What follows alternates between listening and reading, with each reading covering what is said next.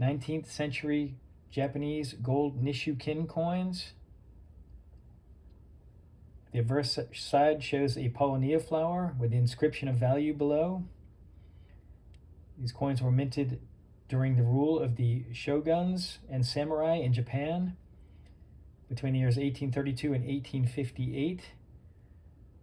So these coins are great pieces of Japanese shogun history, and they circulated in Japan during this amazing age. We set these in 14 karat gold earrings. Beautifully set. Just wonderful pieces of 19th century Japanese shogun history. On the reverse side, you can see the signature of the mint official.